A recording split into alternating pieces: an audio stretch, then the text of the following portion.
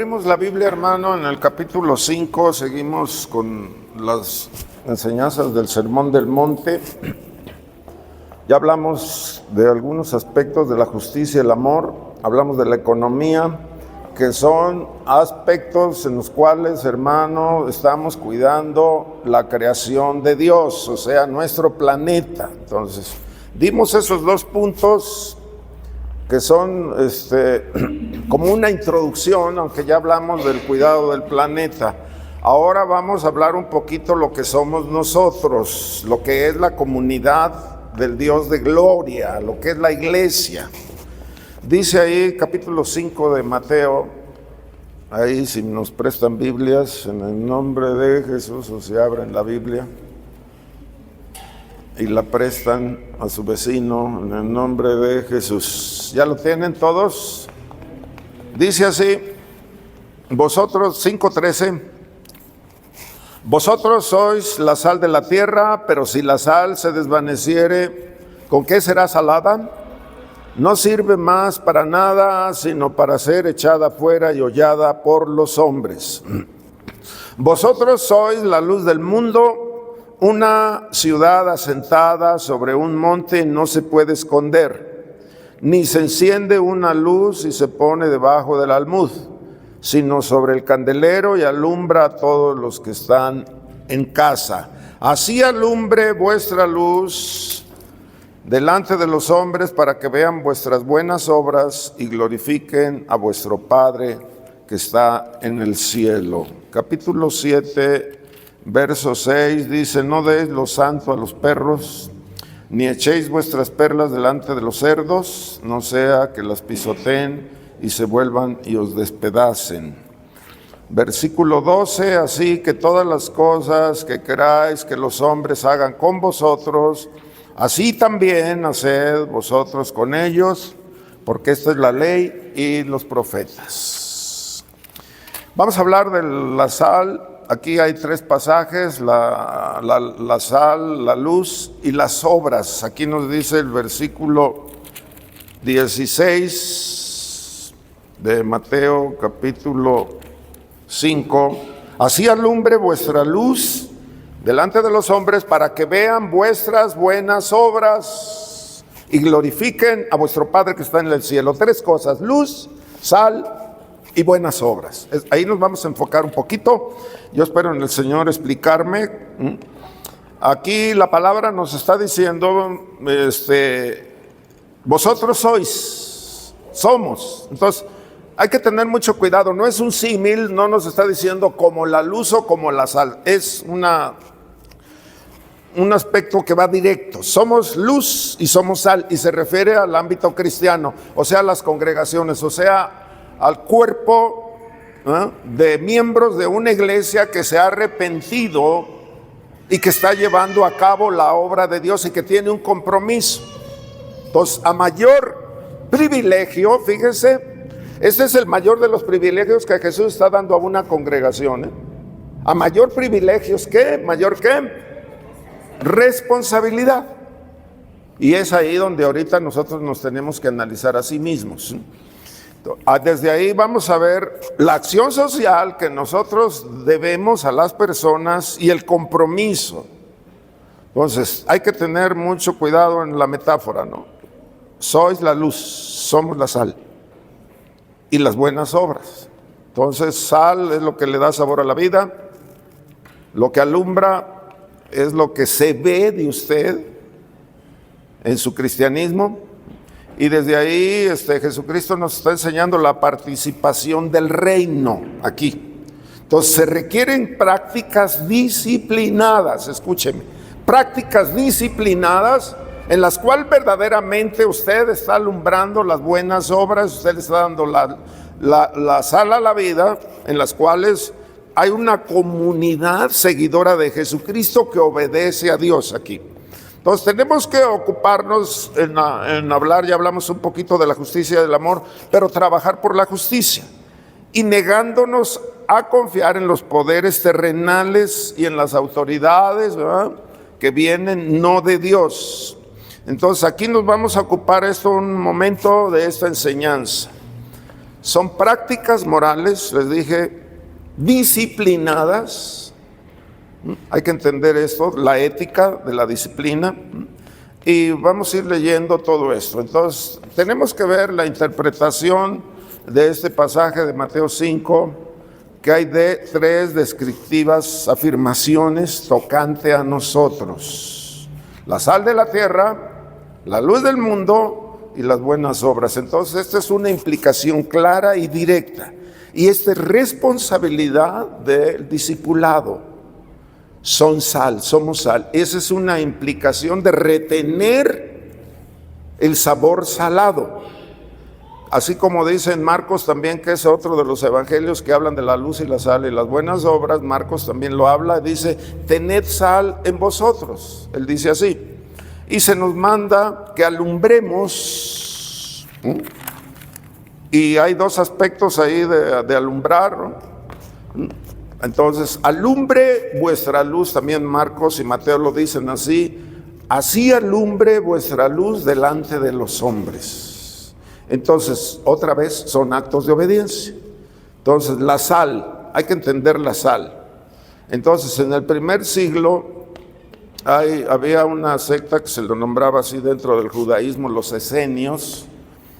Y los esenios se asentaron en las cuevas del Qumran. Las cuevas del Qumran han sido famosas, ¿no?, por las escrituras que se han encontrado, pero está frente al Mar Muerto, al Mar Salado, y hay que ver el contexto y la ocupación que había en esos tiempos, la ocupación romana y la presión de los griegos enelización, se llama así, enelizar, ¿sí?, al pueblo. Entonces, lo que vemos el contexto de Jesús aquí, una profunda corrupción y una profunda inmoralidad.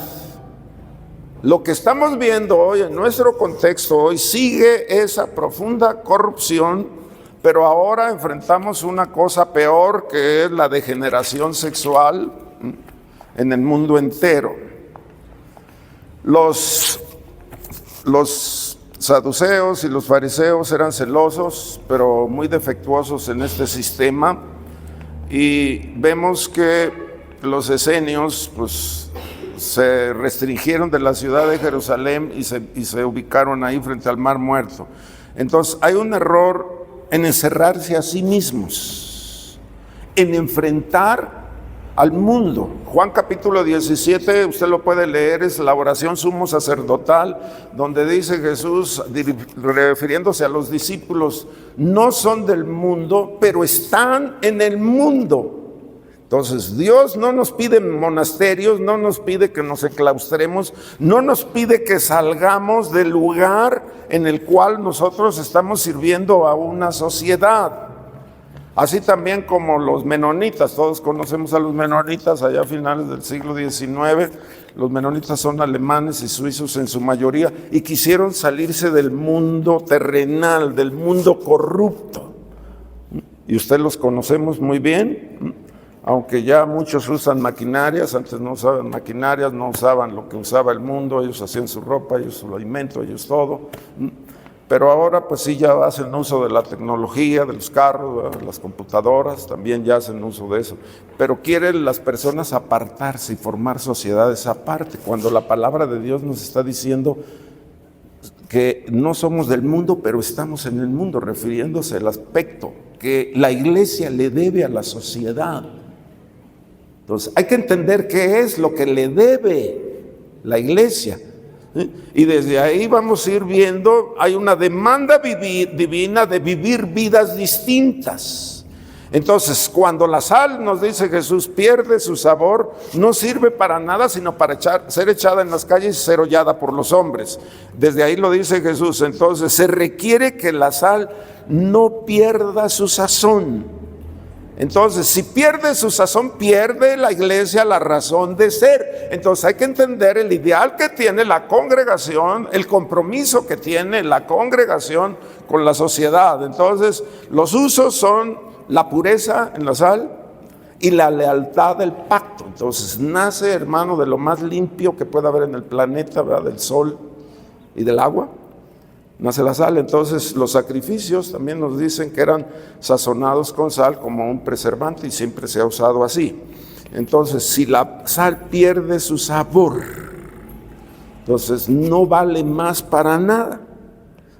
Y desde ahí vemos a muchos creyentes que pues hay apostasía, pierden su sabor, pierden la alegría de la vida, pierden el complejo, pierden el ideal, pierden todo. Entonces, cuidado con perder la identidad. O sea, estamos hablando de lo salado y se pierde la identidad. Entonces, tenemos que entender lo especial que es para Jesucristo ser diferentes a los demás. Y esto se dio desde que el ser humano cayó en pecado. Dios abrió un abismo, ¿no?, en el pecado, entre la pureza y la maldad, abrió un abismo. Y entonces vamos a ir viendo que muchas veces ahí perder su sabor en el original también se puede traducir ponerse tonto. Así también se puede, cuando dice pierde lo salado, se puede traducir así, ponerse tonto.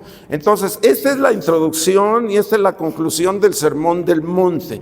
O sea, entendamos lo que es perder lo salado, la insensatez. Entonces, en otras palabras, se puede traducir: la sal se hace tonta o se constituye como la arena. Entonces, hay un énfasis en Jesús ahí, las consecuencias de ser echado y de ser pisoteado. Cuando alguien te dice cuidado, usted puede decir: oye, pues si esta persona es insignificante y te está amonestando y te está diciendo cuidado, y uno dice: bueno, ¿y por qué? ¿Con qué autoridad? Entonces ahí hay que poner un énfasis. Si alguien ahí, que usted ahí, que al parecer no es nada ni es nadie, tenemos que poner mucho cuidado ahí en la amonestación. ¿Y usted con qué autoridad me lo dice?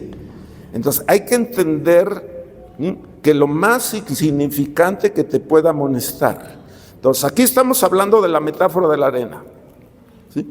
Todo, podemos decirle, perdió su sabor, fue pisoteado y llegó a la testarudez. Entonces desde ahí el compromiso con el Señor.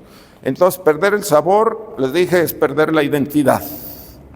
Hay que ver el aspecto insensato que es corrompido con el mundo. Entonces, vamos a ir viendo obras. Entonces, ya sabemos que la salvación no se gana por obras, sino que es por el sacrificio en Cristo Jesús. Pero aquí está demandando la fe. Entonces, para que mi fe vea el Señor, que mi fe es viva, tengo que producir obras. Ese es el aspecto muy diferente a cómo se maneja el mundo, ¿no? Quererse ganar la salvación por medio de las obras. Eso es jamás. Son actos de fe que me están dando a mí, hermano, el certificado de que verdaderamente soy sal. Por eso es que Jesús dice que vean tus buenas obras. Así lo está recalcando. Entonces hay una demanda de Jesús aquí: lealtad. Cuando dice no se pueden servir a dos señores, o porque amará a uno o menospreciará al otro. Y luego redunda Jesús: no se pueden servir a Dios y a las riquezas. Entonces hay una lealtad y hay una sazón y hay un poder ahí y hay una distinción ahí, para no llegar a ser como la arena. Entonces, luz. Y aquí la luz me está presentando dos imágenes. Jesús nos dice una ciudad asentada sobre un monte. O sea, y luego una lámpara que se pone en el candelero. Son dos imágenes que me presenta ahí. Entonces, la luz penetra en la oscuridad y la oscuridad no se puede esconder. Cuando se pierde el propósito de ser luz, cuando en Génesis nos dice sea la luz, y fue la luz, pero ya hubo un acto de creación antes, sea la luz y fue la luz. Luego la palabra nos dice que Dios habita en luz inaccesible. Entonces Dios es la fuente de la luz, que es la presencia de Dios entre nosotros, ¿sí? Y desde ahí vemos que desde la creación muy temprano, Dios es la esencia de la luz. Entonces a Israel se le dice: te he levantado como luz a Israel para las naciones. A la iglesia: te he levantado como luz y sal para las naciones. Entonces hay una obra de obediencia, de andar en la luz. Entonces vemos que una luz pues no se guarda, ¿verdad? Cuando levantamos así, ponemos el foco en lo alto, ¿no? ¿O qué es lo que hacemos muchas veces? Pues una vela no la tapa para ver. Siempre tenemos, o sea, en otras palabras, el cristiano tiene que ser visible. Entonces habla de una ciudad asentada en un monte. Hay que entender, el monte de Sión es una fortaleza, o sea, Jerusalén habita, ¿verdad?, en un monte que nos llama así, el monte de Sión, y desde ahí viene la luz para las naciones. Entonces la luz no se guarda. Entonces la luz es la presencia de justicia y paz. El que habita sobre un monte en luz atrae a los demás, y entonces esa es la transformación de la humanidad para vida. Entonces ahí entendamos otra vez, el Señor habita en luz inaccesible, y tenemos que orientar nuestra vida a esa voluntad de Dios.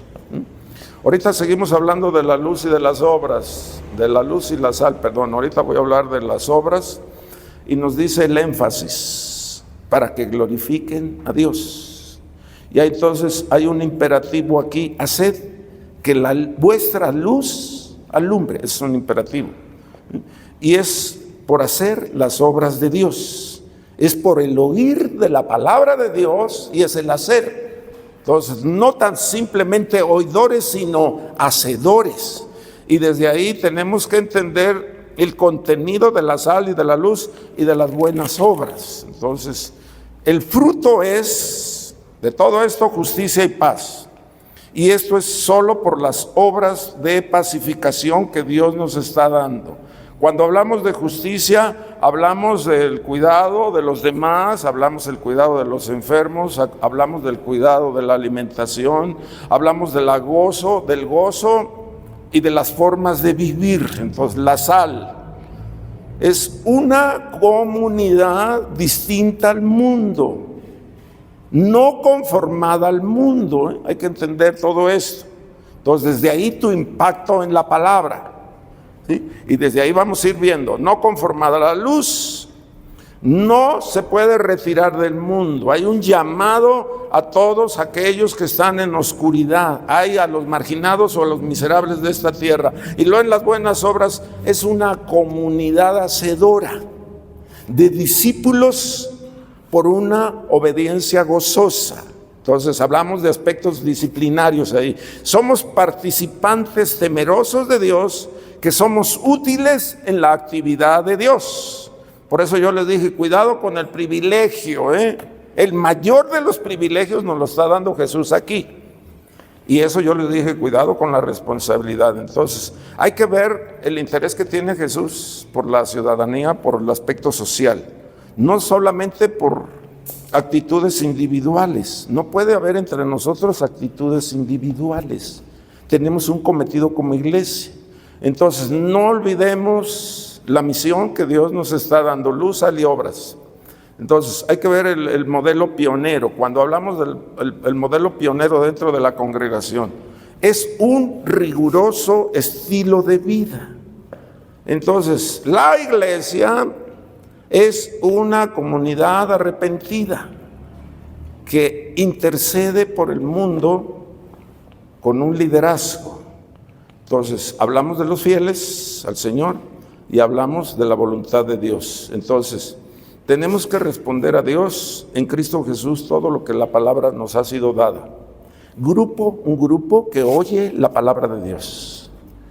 Un grupo que ve y tenemos la visión de los juicios de Dios, que tenemos la visión de la resurrección de Jesucristo para resurrección nuestra, ¿no? Porque nos dice ahí la palabra que todo aquel que tiene el Espíritu de Dios, aquel Espíritu que levantó a Jesús de entre los muertos, si está en vosotros, Dios te va a levantar de entre los muertos. Entonces, mire, usted empieza a reflexionar ahorita. Somos los que respondemos a Dios en favor de una sociedad. Eso es lo que somos en Cristo. Entonces, tenemos que empezar a ver nuestro raciocinio y nuestra experiencia. Entonces, cuidado aquí. ¿Qué estoy haciendo por la obra? ¿Verdaderamente soy luz? ¿O verdaderamente soy sal? ¿O qué es lo que estoy haciendo? Entonces, tengo que responder a Dios. Y muchas veces no se dimensiona aquí el vivir en incredulidad como viven muchas gentes. Entonces tenemos que dimensionar el mandato de Jesús. Ser pionero es ser la voluntad de Dios delante de la sociedad. Incluye esto para nosotros un juicio y un cambio. Entonces, Dios no es tan solamente una idea o una doctrina. Él es el ser viviente, Él es el Dios Todopoderoso. Él es el Espíritu de Dios que habita en nosotros y nos está llamando al arrepentimiento, a un cambio. Entonces, yo les decía, discípulos son aquellos pregoneros, en contraste marcado hacia las desviaciones que tiene el mundo. Entonces ya hablamos de nuestro contexto. La corrupción sigue como siempre, ¿no? Pero la degeneración sexual es más terrible que en cualquier época, ¿no?, de la historia de la humanidad. Entonces nos tenemos que aferrar a un camino de vida. Nos aferramos, ¿sí?, a un camino donde la gran mayoría de las personas no son regeneradas, no ha habido un cambio en su vida, no saben del poder del Espíritu de Dios, no conocen, no han experimentado la salvación, ¿sí? Y desde ahí van todas las personas en contra de la voluntad de Dios. Entonces, no se nos olvide que nos estamos aferrando al que es fiel, ¿sí?, al que nos está exigiendo fidelidad, ¿sí? Entonces, muchos que se llaman cristianos o que van a las iglesias o que tienen ese sentido, entonces, mire, dentro de las congregaciones, usted lo sabe, hay un constante modelo de infidelidades y esto apaga el cristianismo. En días pasados o siempre a través de la historia vemos que ha habido escándalos en el seno de la iglesia. Hay que entender los fallos que hay ahí, como cuando una iglesia se divide, por algo se divide, y es ahí donde viene un juicio terrible de Dios. Entonces, la iglesia está para guiar actos de arrepentimiento. Entonces, no se nos debe de olvidar lo que quiere decir sal. Entonces, la misión de Cristo en la iglesia y en su conjunto, o sea, todos los que se llaman cristianos, todos los que son salvos, todos los que tienen a Cristo en su corazón. Entonces, ¿cómo es que caminamos nosotros? A la par de la luz, porque me está hablando que usted debe de ser luz. Entonces, ¿cuál es la misión? Entonces, la iglesia es representante de todas estas cosas. Hay un representante, y ahorita voy a hablar de, a lo mejor nunca ha oído usted hablar de un alemán en tiempos de Hitler, que se llamaba Dietrich Bonhoeffer. Él era un teólogo y Hitler lo ahorcó en tiempos de la Segunda Guerra Mundial, lo ahorcó, lo colgó desnudo. Y ve ahí el aspecto horripilante que puede haber en las personas cuando Dios nos ha provisto de vestiduras blancas, resplandecientes, que son de lino fino. A todos los mártires Dios les ha provisto, lo vemos en Génesis, capítulos 6 y 7, los mártires que están en el altar, y él fue un mártir. Entonces, él decía, sí, que la iglesia es representante de Dios sobre esta tierra. O sea, uno que camina en lugar de otros, era lo que decía Bonhoeffer. Y entonces la iglesia en este sentido es representante.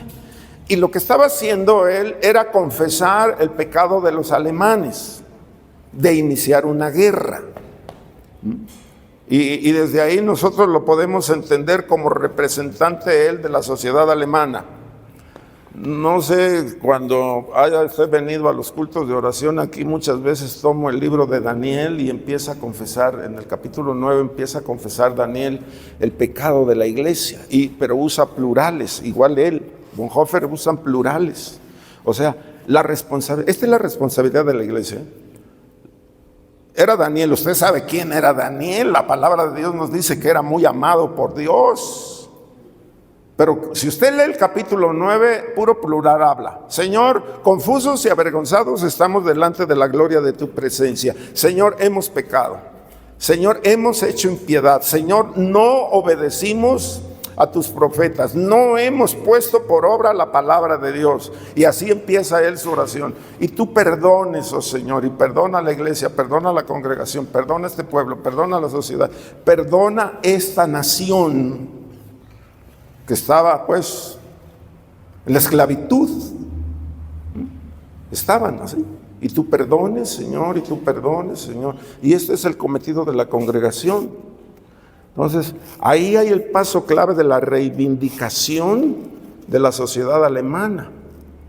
Porque la Iglesia Bautista, en el aspecto de un pueblo que está pidiendo perdón por la guerra, vemos que fueron los primeros en pedir perdón a los japoneses, así como lo hizo también la Iglesia Bautista, así directamente de estar orando por Japón ante las bombas atómicas que fueron arrojadas, y ellos han seguido pidiendo perdón por una nación.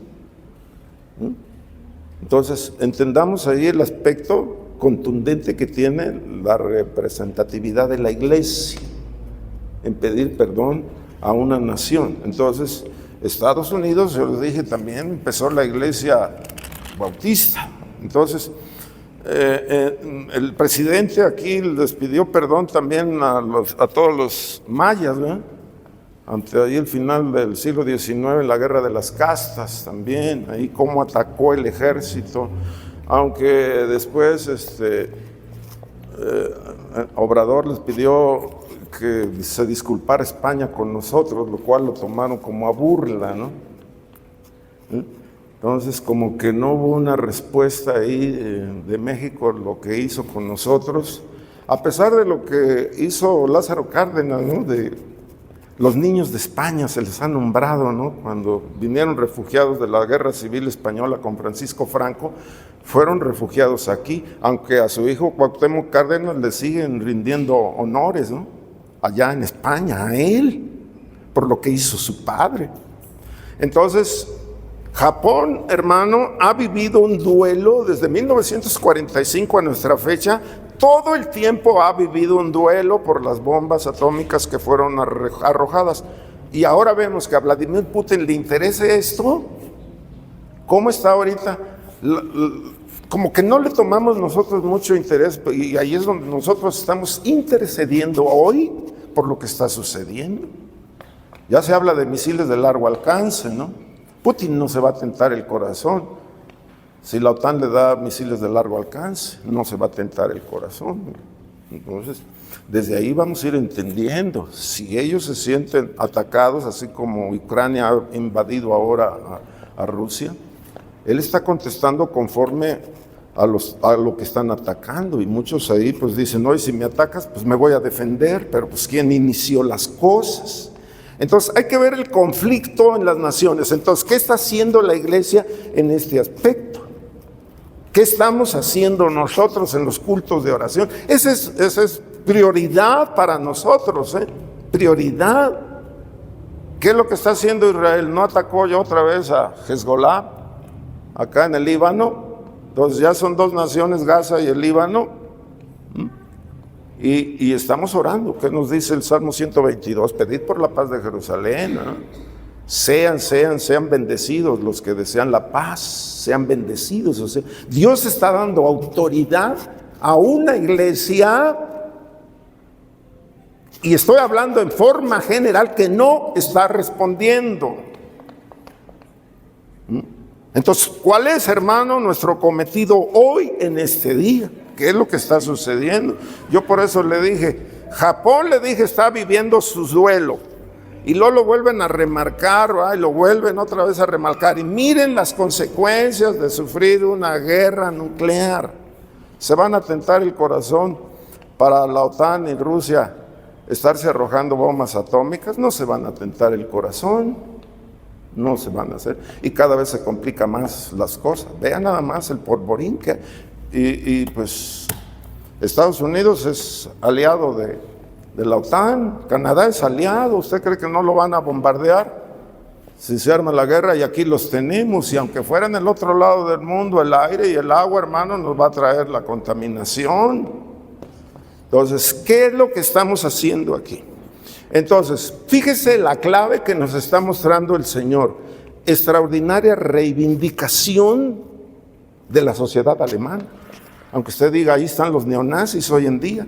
Pero ellos tuvieron, a través de un solo hombre, Dietrich Bonhoeffer, teólogo y mártir, de la extraordinaria reivindicación de la sociedad alemana hoy en nuestros días.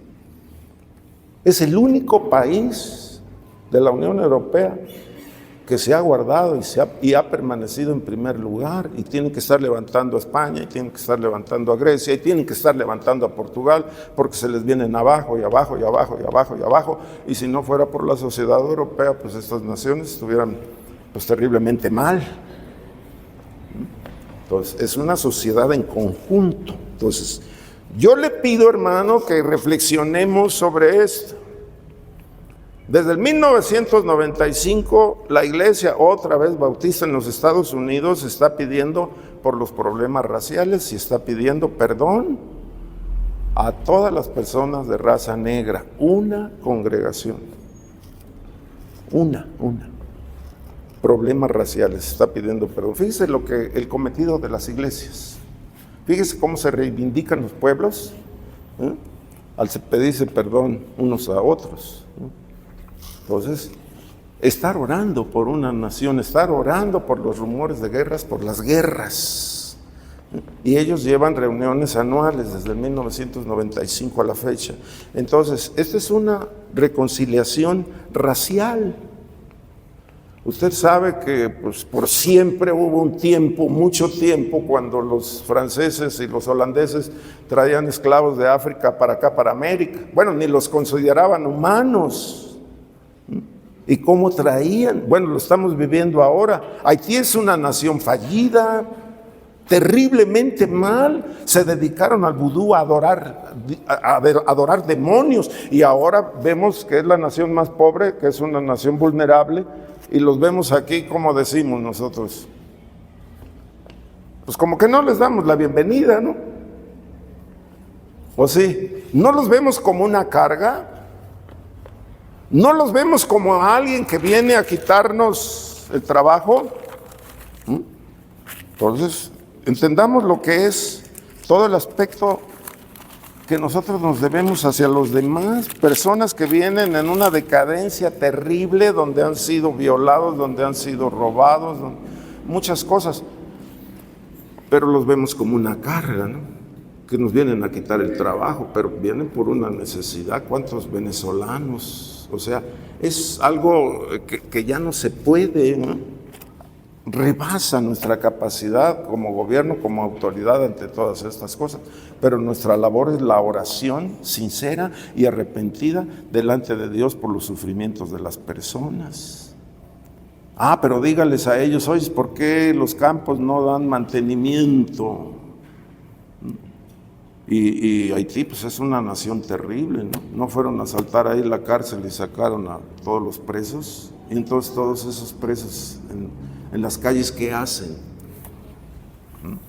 Ahorita pues no hemos tenido problemas de que se hayan comportado mal.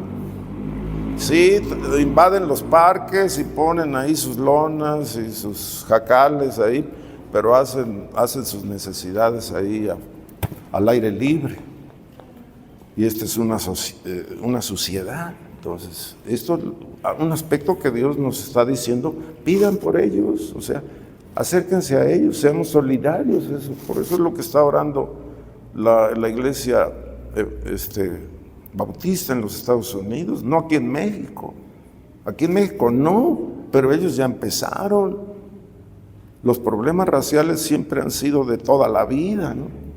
Toda la vida.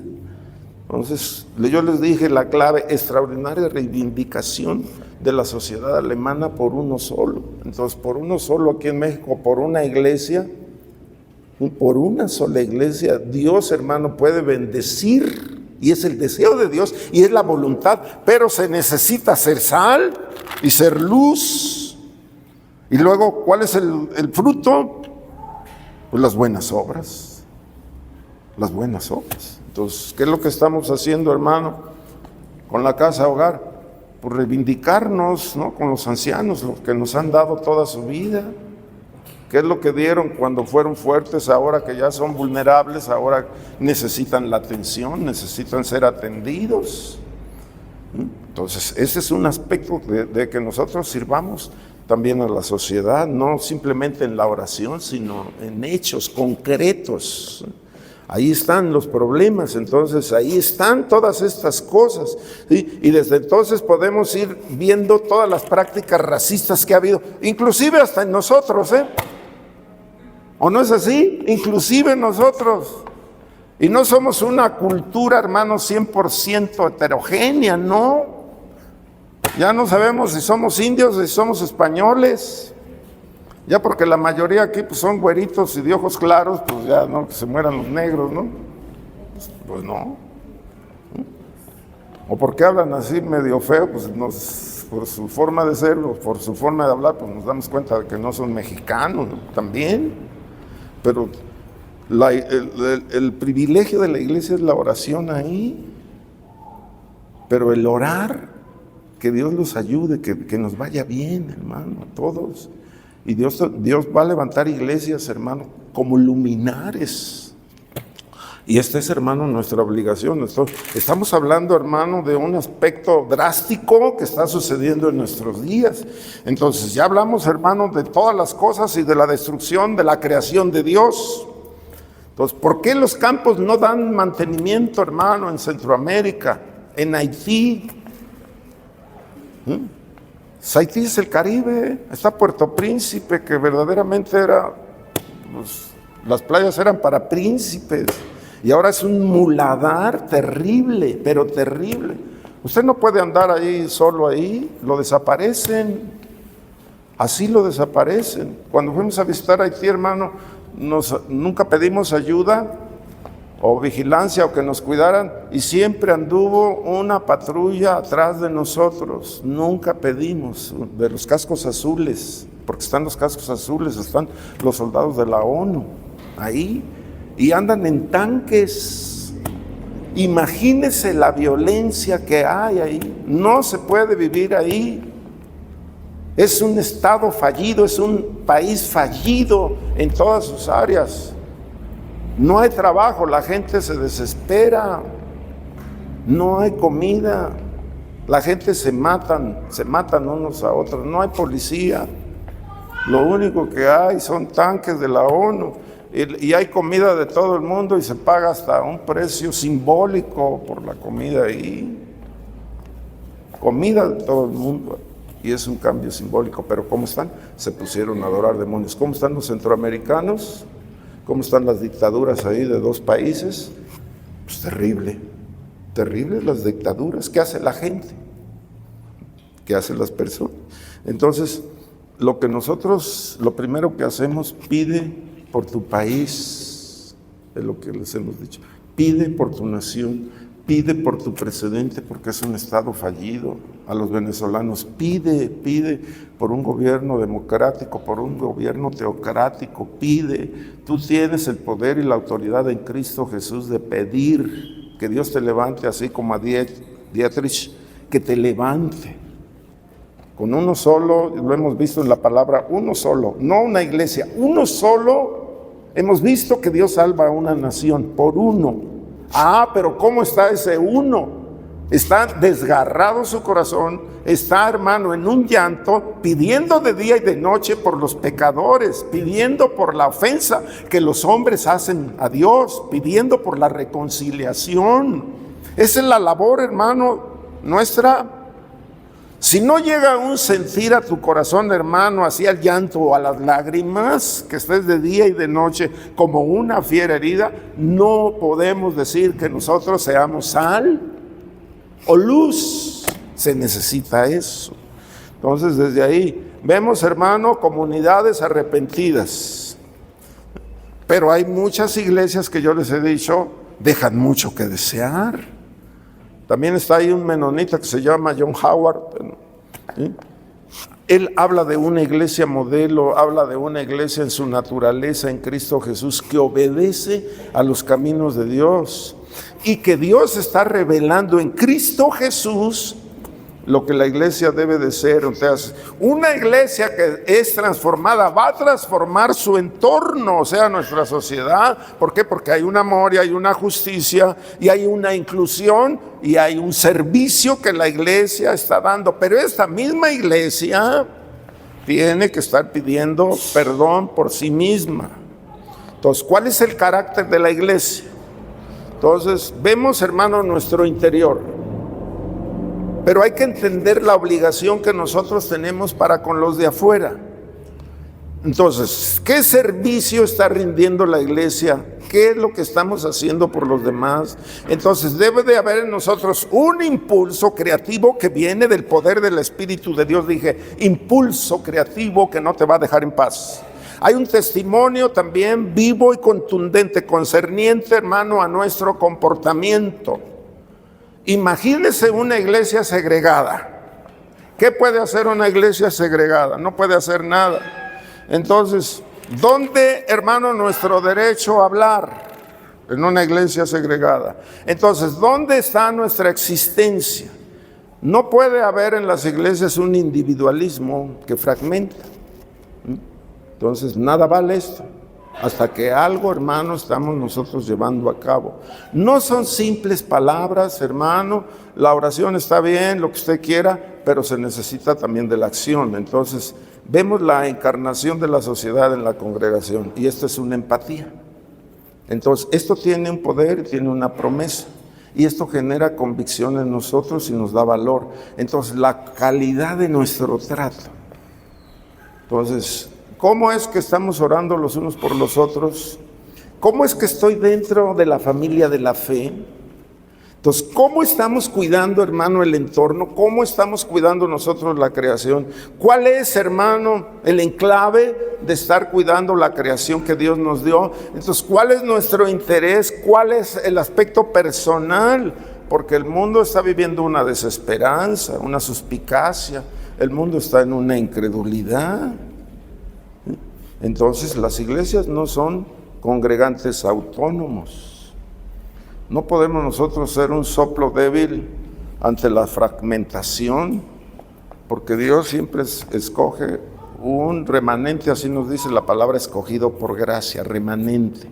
O sea, unos poquitos ahí para estar en la oración. Siempre ha sido así.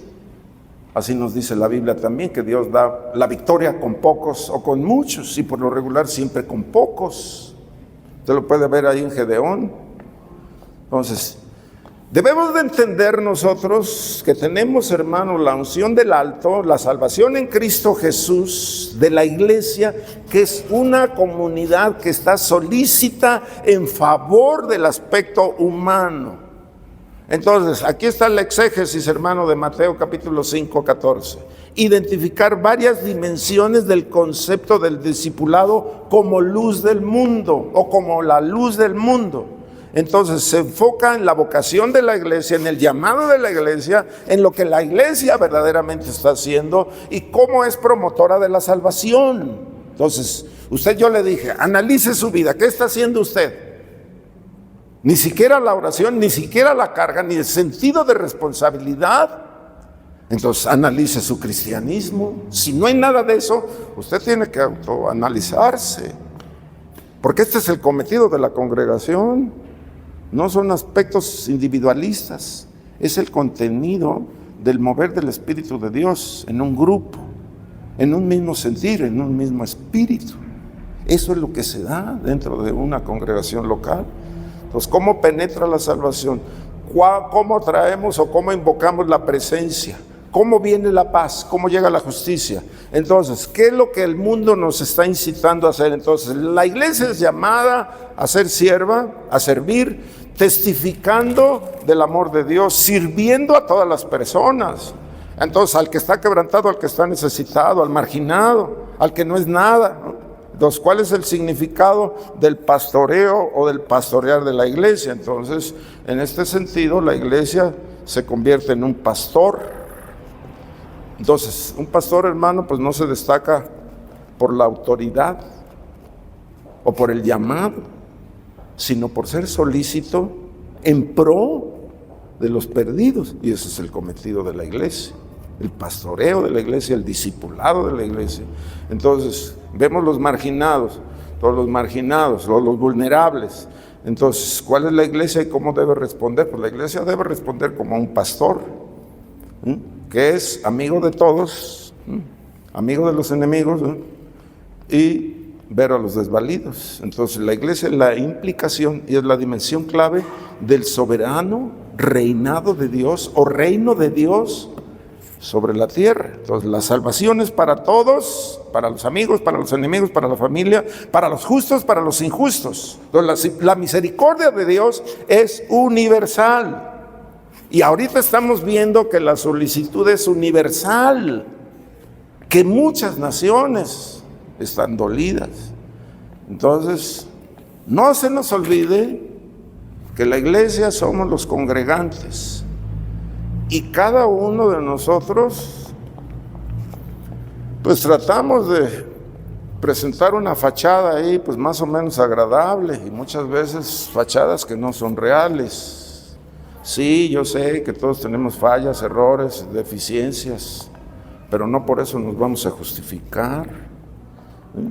Incapacidades también, pero pues en Cristo Jesús hay mucha virtud, hay unión. Entonces hay muchas razones, ¿sí?, desconocidas todavía, ¿sí?, que tratamos nosotros de ocultar la realidad de una congregación. Y aquí es donde la gracia de Dios se enfatiza. Y aquí es donde verdaderamente se necesita la iglesia, aquí. Entonces yo espero en el Señor, hermano, que usted recapacite como congregante, como iglesia, si verdaderamente usted es luz y si verdaderamente usted no ha perdido su sabor, también. Pero el fruto, dice, para que vean los hombres tus buenas obras. Entonces, esto lo tiene que ver el ojo humano. Lo tiene que discernir el ojo humano, que verdaderamente usted es luz y usted es sal. Oramos, hermano, al Dios Todopoderoso. Yo espero que recapacite sobre esto. Si usted no está herido, hermano, así pidiendo como una bestia herida por la salvación de los demás, pues puede dudar usted de que usted ha perdido su sabor, que usted no alumbra, porque no es luz propia, hermano, es la luz, la fuente. Dios es la fuente de la luz, no es luz propia, hermano. Oramos al Señor y suplicamos el perdón al Dios Todopoderoso y al Rey de los cielos y al Dios de gracia y al Dios de toda redención en el nombre de Cristo Jesús. Padre, te bendecimos y te adoramos. En este momento, Señor, te pedimos perdón, Señor. Suplicamos tu perdón, Señor. Porque verdaderamente pocos son los que hacen poco, Señor. Y más pocos, Señor, oh Padre bendito, hacen mucho. Porque Dios necesita solamente de uno solo, de una congregación, Padre, para estar en oración y ponernos en acción, Padre. Tú eres grande y tú eres bueno, Señor, tú nos perdones. Vamos a implorar el perdón, hermano, del Altísimo, el perdón de los cielos, el perdón del Dios de gloria y la gracia bendita y salvadora que Dios nos está haciendo hoy en estos días, Padre, ante las guerras y rumores de guerra, Señor, oh Padre, que se avecinan, oh Dios. A ti, oh Dios, bendecimos y a ti glorificamos. A ti honramos, Señor, y suplicamos tu perdón. Vamos a decirle, Señor, ven a mi vida, ven a mi corazón, Señor. Tú me perdones, Padre, tú me perdones. Vamos a hacer un acto, hermano, de fe, que el Dios Todopoderoso, porque la salvación es por fe nada más, por los méritos que Jesucristo llevó en la cruz, nada más por eso, nada más, Señor. Porque tú llevaste nuestros dolores, llevaste nuestras angustias, llevaste nuestras cargas, te llevaste el pecado de la humanidad. Tú, Señor, en tus hombros, Padre, Oh Rey, en tus espaldas llevaste, Señor, el cometido del pecado, Señor. Oh Padre, por tu sangre que es la vida, Señor, la vida eterna. Oh Dios, fue derramada, Señor, esta bendición sobre nuestras almas y sobre nuestros corazones. Padre, hemos fallado, Señor. No hemos hecho, Señor, este mandato que tú nos has dado en obediencia. No nos hemos sujetado los unos a los otros, Señor, en un mismo espíritu, Padre, porque son actos disciplinarios. Oh Padre, que debemos de seguir conforme a la palabra que tú nos estás dando, Señor. En el nombre que es sobre todo nombre, la gloria te damos, la honra te damos, la alabanza, Señor, te damos, Padre. Oh Dios, tú recibas la honra, Señor, y la gloria y la adoración, aleluya, en el nombre que es sobre todo nombre, aleluya. Gracias por el amor, gracias por la bendición, Señor, gracias por el privilegio que tú nos estás dando, Señor, y que demanda mayor responsabilidad, Señor. Aquí verdaderamente, Señor, sabemos si somos salvos o no, Padre, si hacemos las obras de nuestro Padre, Señor. Oh Rey, para que la gente vea nuestras buenas obras y te glorifiquen a ti. Es la glorificación, hermano, es el crédito que Dios nos está dando para que el nombre de Dios no sea blasfemado y para que el nombre de Dios sea glorificado por los que te ven, por los que te oyen o por lo que tú haces. En el nombre de Cristo Jesús, a ti bendecimos, Señor, y a ti amamos y te damos la gloria, Señor. Tú nos perdones, ven a nuestro corazón, Señor. Oh Rey, tú nos des la salvación, Señor, y danos la gracia, ese privilegio inmenso, Señor, de ser sal y ser luz. Gracias te damos, Padre. La gloria recibe, la honra recibe, Señor. El amor de tu Espíritu, Señor, venga sobre nosotros, Padre, porque tú eres grande y porque tú eres bueno y porque tú eres santo. Ayúdanos a hacer la obra, Padre, que tú has encomendado a la iglesia, Señor, desde los tiempos de la eternidad, Señor. Luz para las naciones y gracias, Señor. Oh Rey del cielo, para todos, en el nombre de Jesús, Padre, aceptamos todo esto por la fe, Señor, porque la salvación es por fe en Cristo Jesús. Padre, ponemos nuestras vidas en ti, Señor. Oh Dios del cielo, porque tú llamas, Señor, y tú abres tiempos, Señor, abres y provees, Señor, de todo lo necesario para hacer las buenas obras, y tú nos das el tiempo, Señor. Tú, Señor, nos multiplicas los tiempos, oh Señor, y a ti bendecimos y a ti adoramos en el nombre de Cristo Jesús, desde ahora y para siempre, Señor. Amén. Y amén, gloria a Dios. Que Dios les bendiga, hermanos, y que estén bien en el nombre de Cristo Jesús. Nos vemos al ratito, ¿verdad? Gloria a Dios, me están diciendo que sí.